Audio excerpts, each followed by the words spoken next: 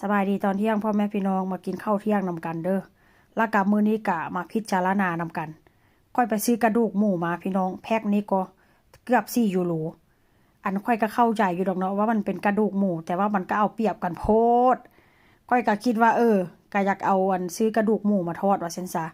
มันแทบจะบ่มีเนื้อเลยเนาะตอนเอาใส่แพ็คหั่นน่ะพี่น้องค่อยก็เบิ่งว่ามันคือมีเนื้อได เพราะว่า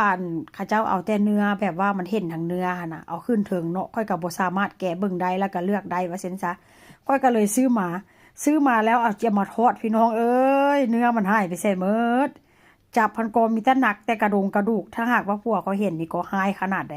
เพราะว่าหยังเพราะเราก็ห้ามหลายเทื่อแล้วค่อยก็เข้าใจอยู่ว่าเจ้าอยากกินทอดกระดูกซี่โครงข้างหมูหั่นน่ะกระดูกข้างหมูว่าซั่นซะ ค่อยก็เข้าใจอยู่ว่าเจ้าอยากกินแต่ว่ามันก็เกินไปโพดมันมีแต่กระดูกหั่นน่ะแต่ถ้าหากว่าอยากซื้อแบบว่าเอามาเฮ็ดพวกเฟอหรือว่ากระก๋วยเตี๋ยวหรือว่าเป็นซุปหั่นน่ะก็น่าจะโอเคแต่ถ้าหากว่า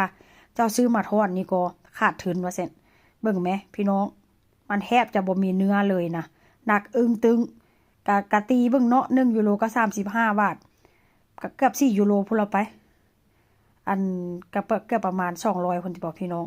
ถามว่าราคามันก็ซื้อได้ว่าซื้อได้เนาะแต่ว่าก็มันก็จกตากันโพดว่าเส้นซะมื้อนี้ก็เลยแบบว่าเอามาทอดหมักนี่ก็หมักใส่ซีอิ๊วแล้วก็ใส่ซีอิ๊วขาวแล้วก็ใส่พริกไทยเบิ่งพอจิกลับด้านให้เบิ่งแหมมันแทบจะบ่มีเนื้อเลยนะพี่น้องกระดูกติดแบบคักแบบแน่เลยโอ้ยดีแต่ว่าผัวค่อยบ่อยู่นำตอนค่อยทอดนี่ก็คันผัวอยู่นำนี่ก็จิหายได้นี่ได้ก้อยก็บอกเจ้าแล้วเจ้าบ่จำบ่จื้อจักเทื่อบอกว่าอย่าซื้อมาเจ้าก็มานั่งแห่นกระดูกหั่นล่ะก็ได้แล้วเนาะพี่น้องเพราะว่าค่อยบ่ได้ไปซุปเปอร์มาร์เก็ตใหญ่ว่าซั่นซะแต่ถ้าหากว่าไปซุปเปอร์มาร์เก็ตใหญ่นี่ก็จะได้แบบว่ากระดูกอ่อนหั่นน่ะกระดูกอ่อนหั่นมาแห่นได้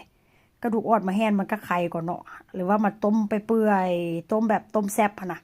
มันก็สิไข่เด้แต่ว่าถ้าหากว่าซุปเปอร์มาร์เก็ตน้อยนี่เขาเจ้าแบบ กูวางขายอย่างเดียวว่าเช่นซะแล้วแต่ว่าอยู่แล้วแต่ว่าสู่สิซื้อเพราะว่ากูก็มีหน้าที่ขายสู่ก็มีหน้าที่ซื้อประมาณนั้นแต่ว่าเวลาวางนี่ก็วางอย่างงามเด้แต่เอาแต่เนื้อ